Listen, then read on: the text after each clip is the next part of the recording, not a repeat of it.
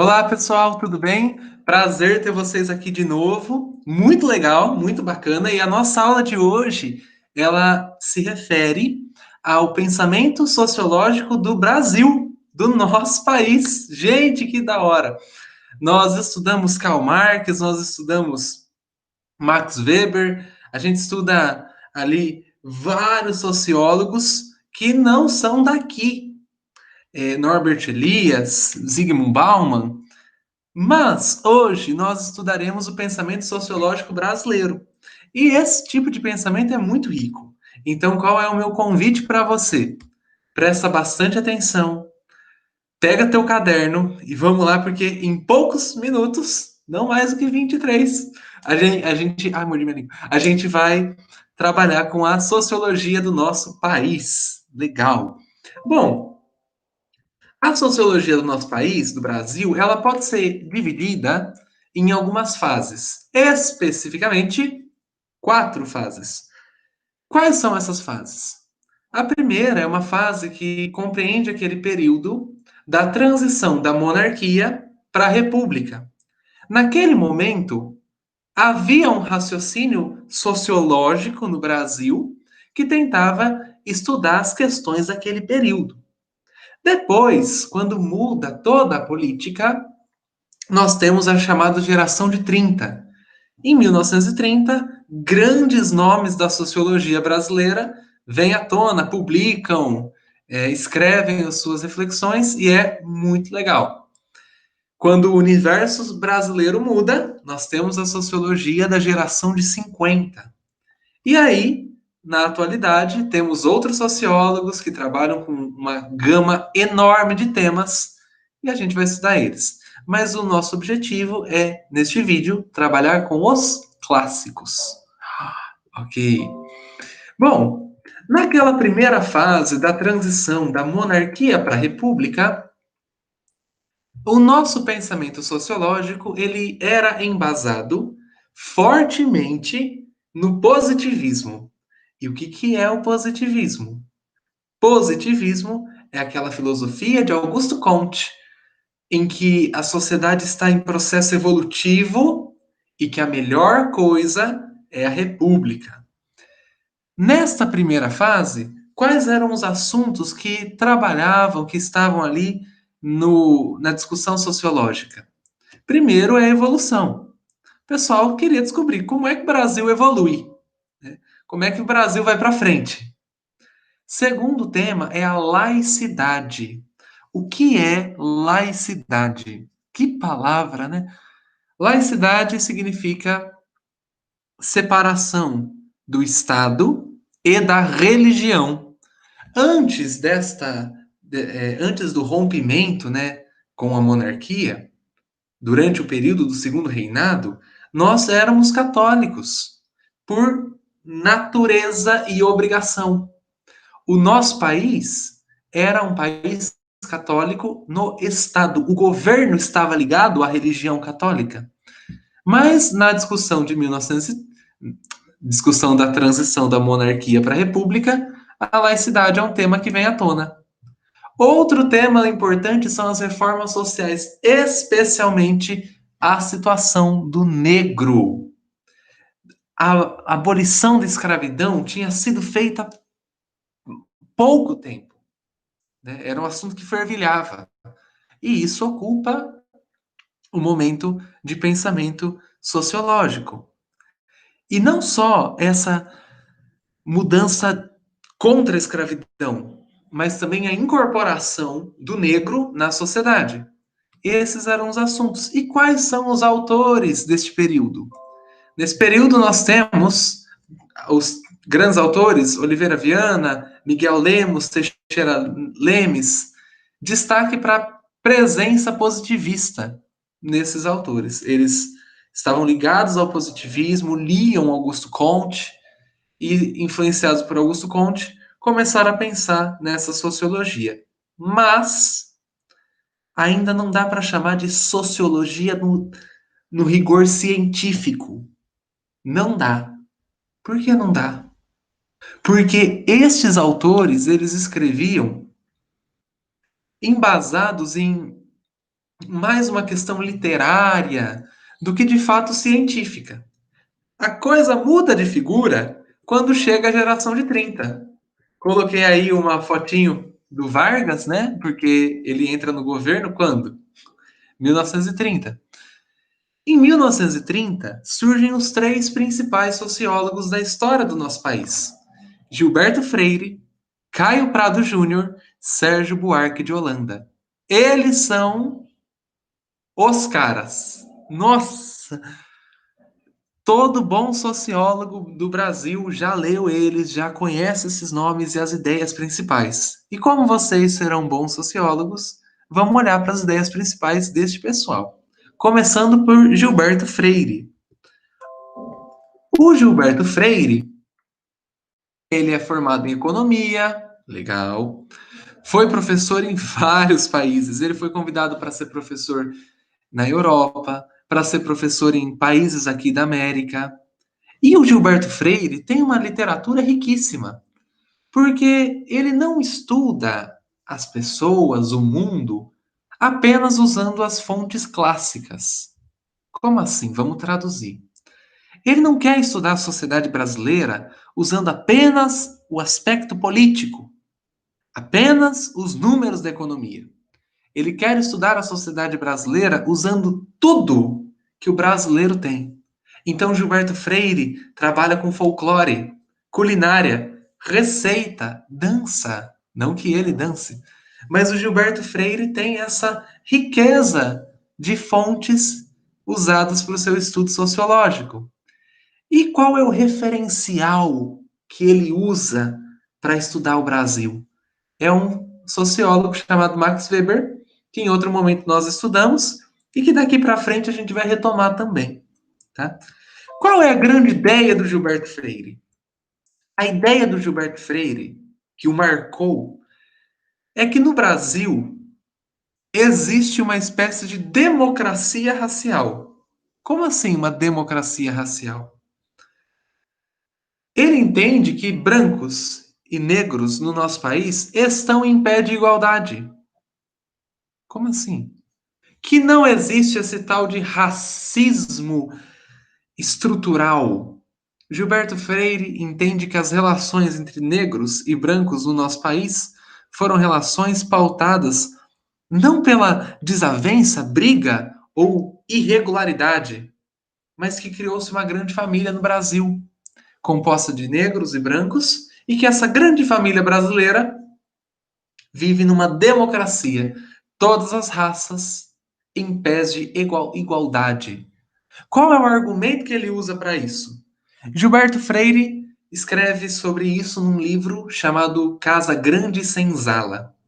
Recolhendo histórias do período da escravidão, Gilberto Freire começa a entender que o dono do engenho, o dono do escravo, tinha uma relação quase que filial, de pai e filho, para com aquele escravo. E o escravo era castigado, mas entendia isso na lógica que o filho entende o castigo do pai. Então o Gilberto Freire, ele não vê questões de poder, conflitos. Não. Gilberto Freire simplesmente vê a, a relação entre brancos e negros num esquema familiar. Hoje a gente tem a nossa, certeza de que isso não é o correto. Não é. Mas, na época, essa ideia vingou. Essa ideia pegou aí no Brasil. E o Gilberto Freire, ele vai se basear bastante na comparação da escravidão brasileira com a escravidão norte-americana. E a escravidão norte-americana, segundo ele, foi mais violenta do que aqui no Brasil, né? Hoje essa ideia é muito criticada, mas serviu de referencial para vários pensamentos brasileiros. Além disso, você tem nesse período, a geração de 30, o tal do Caio Prado Júnior. Esse é brabo. O Caio Prado Júnior, ele se forma em economia, em direito, aí ele dá aula de economia, e ele se inspira no Karl Marx. Caio Prado Júnior é um economista e um materialista. Ele entende que a sociedade evolui a partir da produção, como era o Karl Marx. E ele vai observar o processo de evolução do Brasil a partir da economia. Isso faz todo sentido, considerando que ele se inspira em Karl Marx. Inclusive, ele era do Partido Comunista. Tá? O Caio Prado Júnior, ele vai dizer que no nosso país sempre se configuraram duas grandes classes: o dono do engenho e o escravo, o dono do café e o cafeicultor, o trabalhador, o dono da indústria e o operariado. Essas duas classes se perpetuaram no Brasil. E segundo Caio Prado Júnior, o Brasil é pouco desenvolvido por causa da nossa herança colonial. Porque durante o período de colônia, nós éramos reserva de matéria-prima para os portugueses. Nós não tínhamos chance de crescer industrialmente. Então, o nosso amigo Caio Prado Júnior, olha a análise que ele faz. É uma análise bem marxista. Bem marxista. E ficou muito famosa, né? Mas o grande nome desse período é o do Sérgio Buarque de Holanda. Sérgio Buarque de Holanda foi jornalista, foi sociólogo, foi historiador, também apoiou-se em Max Weber, e o Sérgio Buarque de Holanda, ele vai trabalhar com um livro chamado Raízes do Brasil. Ele quer encontrar aquelas partes da nossa formação que nos modelaram. E ele percebe o seguinte: é o primeiro cara que tem essa sacada. O Brasil, para Sérgio Buarque de Holanda, é a soma do indígena, do negro e do português. Até então, o pessoal dizia que o Brasil era o português, o branco.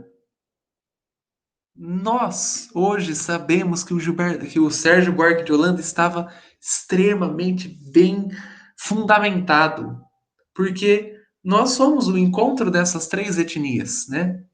E o Sérgio Buarque de Holanda, ele vai perceber que o Brasil funciona no esquema do homem cordial. O que é esse esquema do homem cordial? Meu, o homem cordial pro Sérgio Buarque de Holanda é aquele indivíduo que prefere as relações informais às relações formalizadas, que opta não pela via tradicional, mas pelo jeitinho, o jeitinho brasileiro. O Gilberto Freire, o Sérgio Buarque de Holanda, ele vai dizer que o brasileiro tem uma preferência para as relações cordiais e não formais. Eu posso, por exemplo, entrar com um pedido num fórum, numa secretaria da educação para algumas coisas, mas o brasileiro, segundo Sérgio Buarque de Holanda, prefere conversar com a secretária e falar, viu, dá para dar uma ajeitada nisso aí? Não dá. O brasileiro prefere chegar nos amigos e falar assim, ele é meu amigo, dá para dar uma adiantada nisso aí para ele? Ah, dá sim. Isso fura o sistema formal, sistema institucional. Quantas vezes na fila do hospital, porque alguém conhece o médico, passa na frente? Isso é um predomínio do sistema de cordialidade e não de formalidade. E o Gilberto Frei, o Sérgio Buarque de Holanda, ele vai perceber o seguinte: essa sacada dele, gente, ele percebe que no Brasil existe uma confusão entre público e privado. Ao longo do tempo, a elite se manteve no poder. E a elite não usou o recurso do Brasil para o povo, usou para si. Isso faz com que os governantes olhem para os nossos impostos não como algo público, mas como algo privado, algo deles. Olhem para os serviços não como coisa pública, mas coisa deles. Há uma confusão entre público e privado, uma enorme confusão. E isso favorece nossos esquemas de corrupção e nossos esquemas de desvio do bem público. Quantas vezes. Isso não é só para político, tá?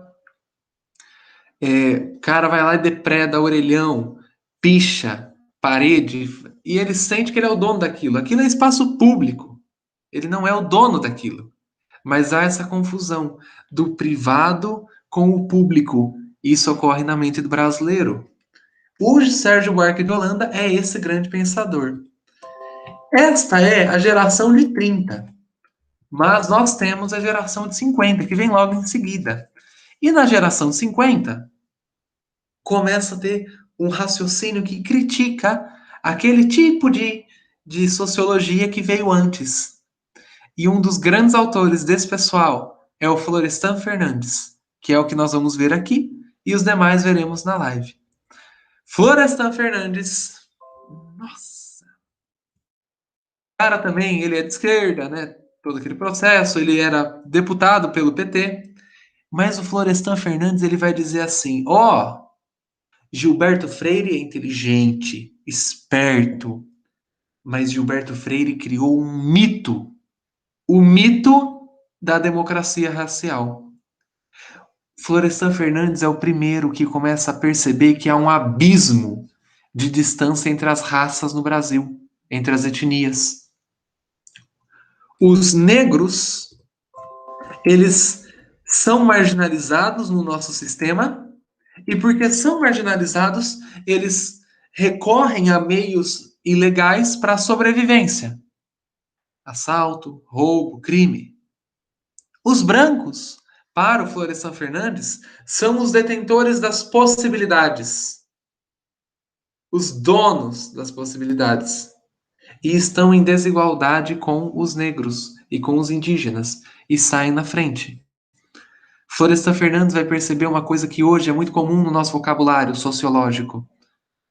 Ele vai perceber que existe um certo racismo estrutural, que as raças não estão em pé de igualdade no Brasil. E aí você olha e fala: nossa, que sacada que esse cara teve. Sim, sim. Mas dá uma olhada, ó. Florestan Fernandes ele não vai só perceber isso, como ele vai propor uma mudança.